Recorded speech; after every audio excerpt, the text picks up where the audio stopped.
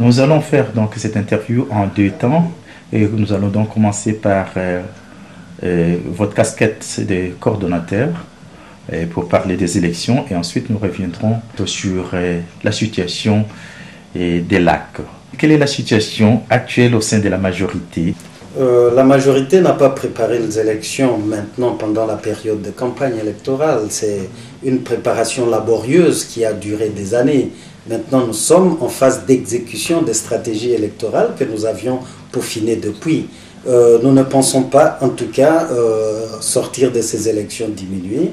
Non, au contraire, les partis de la majorité sont aujourd'hui consolidés dans une cohésion qui fait en sorte que nous attendons que nous puissions encore l'emporter. Qu'est-ce qui explique votre optimisme? C'est le bilan, c'est aussi le projet de société, la vision que la majorité a aujourd'hui pour le Congo. Notre deal maintenant, c'est la continuité de la reconstruction de notre pays, qui n'est pas du tout un leurre, qui est évident aujourd'hui que le Congo est en train de se reconstruire. Et aussi, un autre credo, c'est la révolution de la modernité. Il faut qu'on arrive à moderniser ce pays. Il ne va pas falloir qu'on se sente simplement à l'aise lorsqu'on est en Belgique, lorsqu'on est en France, lorsqu'on va aux États-Unis ou en Afrique du Sud. Il va falloir que notre pays redore son blason désormais terni depuis longtemps. Donc je pense que, vu de cette manière, le projet de société de la majorité, lancé par notre autorité morale, le candidat numéro 3 à l'élection présidentielle, j'ai cité Joseph Kabila, c'est un projet très ambitieux. En deux, trois mots, c'est quoi le bilan de Kabila et de l'AMP? Le bilan de Kabila, c'est d'abord la restauration de la paix. Notre pays était un pays déjà balkanisé.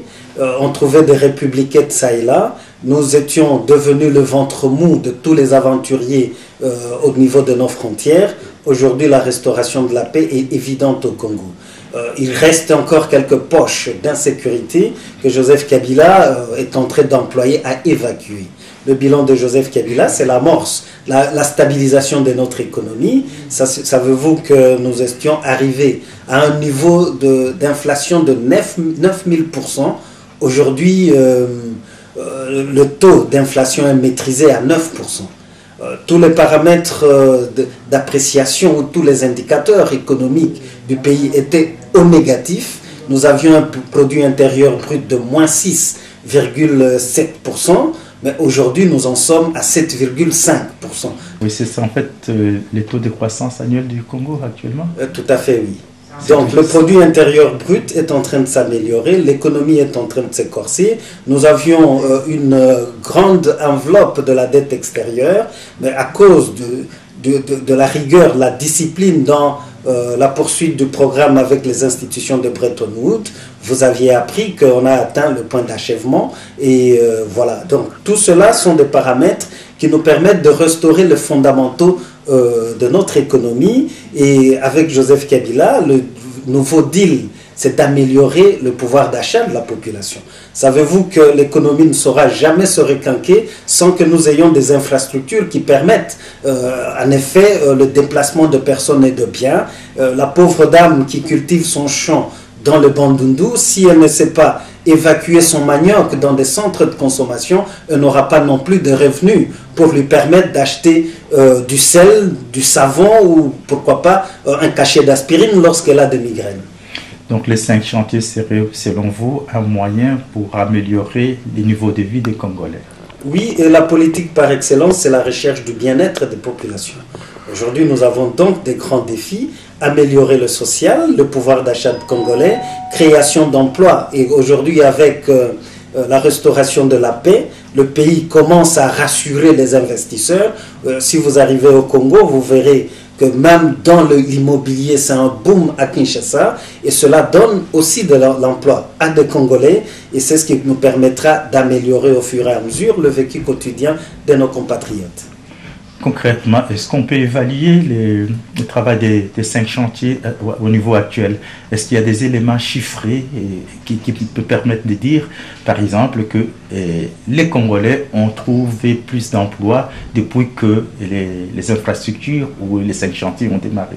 Oui, les 5 chantiers, prenons les infrastructures. Aujourd'hui, vous pouvez quitter Mwanda, je prends l'exemple de Kinshasa-Matadi. Lorsque dans le temps, il fallait qu'un véhicule qui transporte le vivre fasse 2 semaines parce que la route était impraticable, à ce jour, vous pouvez en moins de 4 heures faire le tronçon Kinshasa-Matadi. Vous pouvez quitter Mwanda, vous cheminez jusque dans le Bandundu, quitter Kasumbalesa, venir jusqu'au Kasaï, et toutes ces voies-là sont aujourd'hui rouvertes. Kisangani jusqu'à Beni, en passant par Nyanya et consorts, c'est une réhabilitation effective des infrastructures du pays. Prenons, vous avez parlé des emplois, oui, avec la restauration de l'économie, il y a création d'emplois. Mais on n'est pas encore arrivé, ça c'est la réalité, on n'est pas encore arrivé à une couverture totale pour inverser les tendances du chômage au Congo. Voilà pourquoi il faut poursuivre l'effort. Les 5 chantiers, il n'y a pas que des infrastructures, il y a aussi l'éducation. Beaucoup d'infrastructures sur le plan de l'éducation, des écoles qui ont été réaménagées, restaurées et construites, des universités qui ont été construites. Je prends le cas de l'université de Kindu, la première université construite sur fond de la République démocratique du Congo depuis que notre pays existe. Donc je crois que c'est des performances qu'il va falloir continuer. Sur le plan de l'emploi, vous savez, notre économie est aujourd'hui dominée par l'informel. L'effort que l'État a à faire, c'est la conversion de tous ceux qui travaillent dans l'informel, le verser dans le secteur formel, ce qui pourra permettre également à l'État de percevoir les taxes qui doivent lui revenir. Qu'est-ce que vous proposez concrètement? La création d'une banque de crédit qui pourra permettre à ce que ceux qui sont dans l'informel rentrent dans le secteur formel, et c'est une proposition de Joseph Kabila. Vos adversaires vous attendent sur un point où je vais dire même 2. C'est le problème d'électricité, d'eau potable. Comment se fait-il que ces problèmes restent récurrents malgré les efforts manifestement du gouvernement et du président Kabila en personne? Le problème d'eau et d'électricité sont des problèmes réels que vit notre pays. Et pour cause, prenons la ville-province de Kinshasa. Kinshasa a été construite pour accueillir 400 000 habitants. Aujourd'hui, le taux démographique dans la capitale avoisine le 10 millions d'habitants. Ça pose un problème. Dans l'entretemps, en ce qui concerne la desserte d'électricité, les infrastructures, les investissements n'ont pas suivi. Donc, il y a des raccordements pirates qui font en sorte que des transformateurs puissent à tout moment péter, et il faut le restaurer. Donc, nous avons plus un problème de grands investissements et d'entretien, de reprise même de tout le réseau de distribution d'électricité dans notre pays. Vous savez également que nous avons un acquis, un grand barrage, le barrage d'Inga. Mais la nature du courant électrique produit par le barrage d'Inga ne permet pas une conversion directe pour qu'il y ait une desserte de proximité. Il faut beaucoup d'investissements pour la conversion de ce courant-là. Il a été plus orienté ou destiné à l'exportation.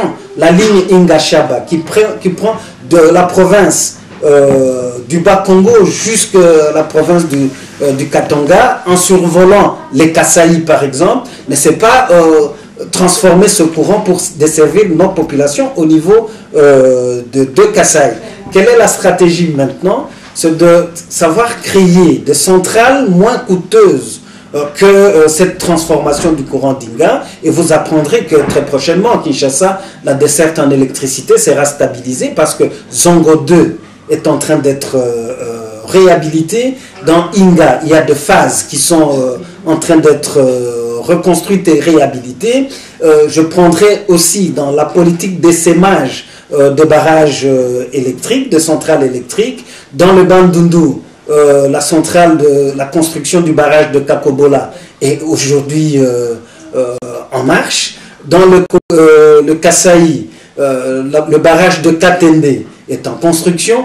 Dans le Maniema, et nous allons dans les Kivu, il y a des projets pilotes qui pourront permettre à ce que la desserte de l'électricité ne soit plus un casse-tête. Donc c'est un problème réel qu'on ne doit pas escamoter. L'essentiel, c'est de se mettre désormais au travail pour l'amélioration de ces deux conditions.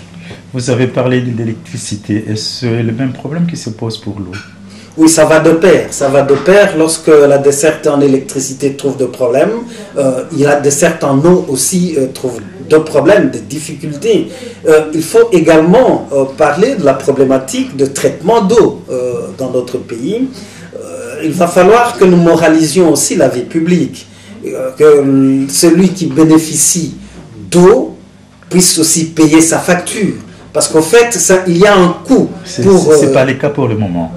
Bon, cette prise de conscience n'est pas encore effective. Or, si vous ne payez pas votre facture d'eau, la Régie des eaux aura besoin de produits chimiques pour le traitement de cette eau. Donc, il y a vraiment nécessité d'une moralisation de notre vie publique pour tous les citoyens, pour que chacun puisse participer à l'amélioration de nos conditions de vie. Oui, il y a un de vos adversaires, enfin l'adversaire plutôt du président Kabila à la présidentielle, M. Kengo Wadondo, parle lui plutôt d'autres moyens pour électrifier le Congo. Lui propose carrément les panneaux solaires. Il trouve que c'est trop coûteux de recourir au barrage d'Inga. J'ai beaucoup de considération pour le président du Sénat, donc le sénateur Kengo. Je me dis, panneaux solaires, c'est une des possibilités, il n'y a pas que panneaux solaires.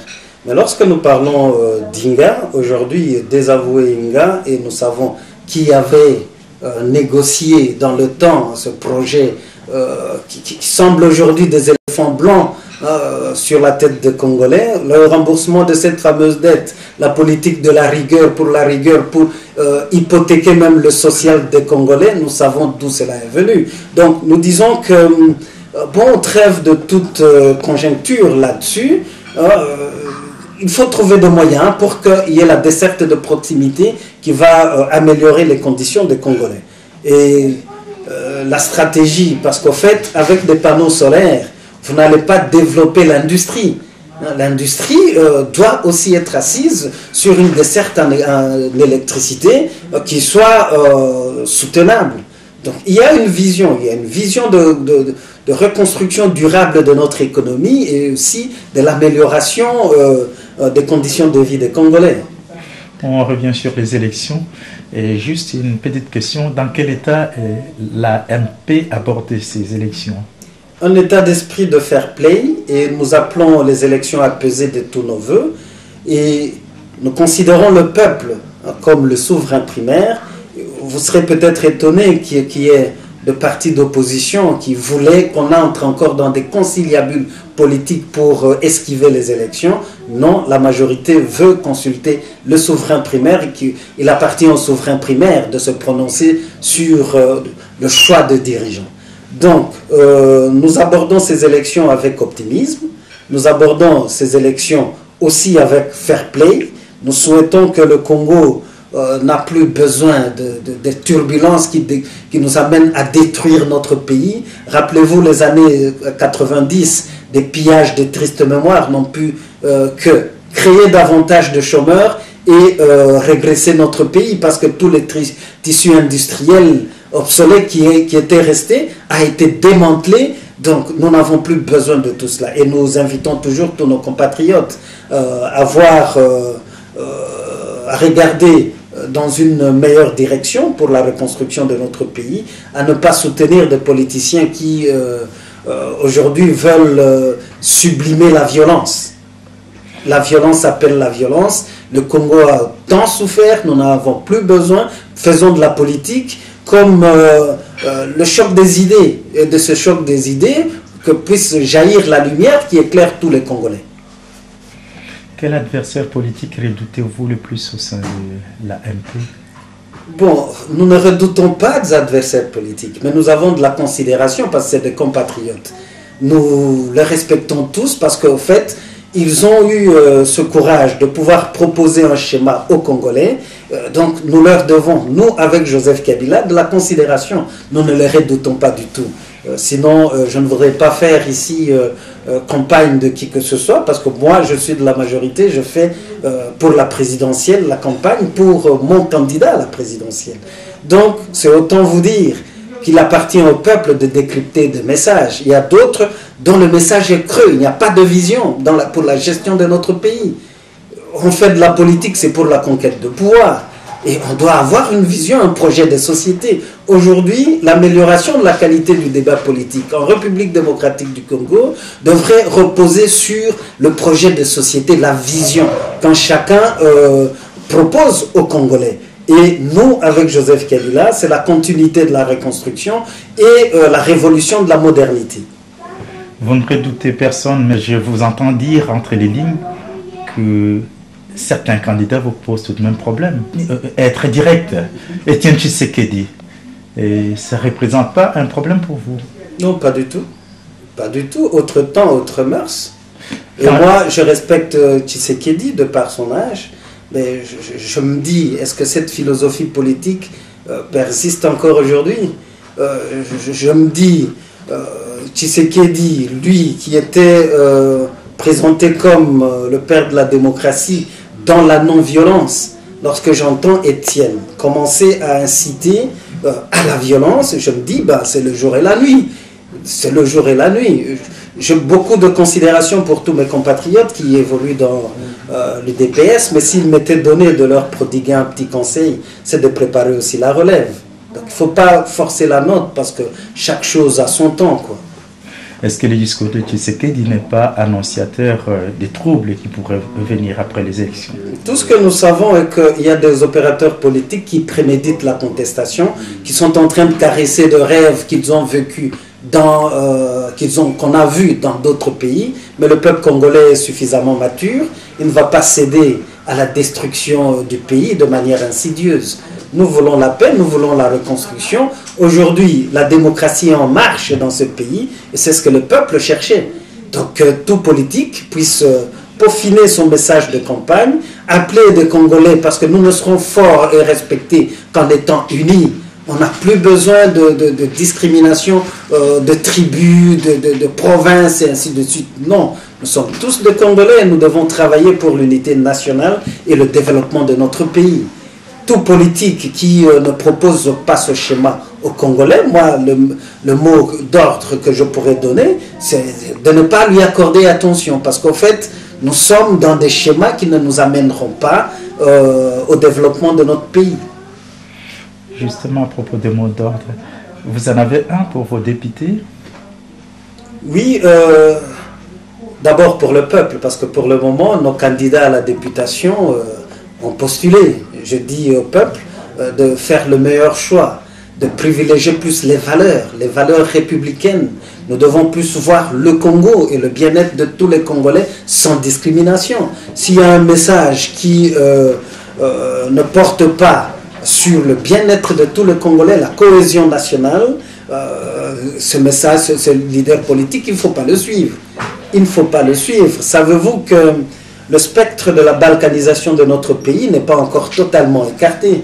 Ceux qui ont toujours concocté ce plan, depuis 1960, on a vu des sécessions intempestives avec de commanditaires que nous connaissons. Ben aujourd'hui, nous n'en avons plus besoin. Lorsque notre pays a été agressé, même une certaine communauté internationale a brillé par une certaine complaisance pour voir le Congo se balkaniser, mais les Congolais ont dit non. Voilà pourquoi aujourd'hui le Congo reste uni. Nous devons donc tous travailler pour un Congo uni, fort et prospère. Et ça doit être le leitmotiv de la pratique d'une politique qui recherche l'excellence en République démocratique du Congo. Il semble qu'il y aurait beaucoup de députés de la MP qui ne seraient pas partis en campagne pour faute d'argent. Bon, je ne sais pas, moi dans mon parti, j'ai 25 candidats à la députation nationale. Et en plus, moi-même, je vous dis, j'avais des ambitions de pouvoir me porter candidat, mais personnellement, je n'étais pas sérieusement préparé. Personnellement, j'avais estimé que je n'avais pas atteint mon budget de campagne comme je devrais le faire.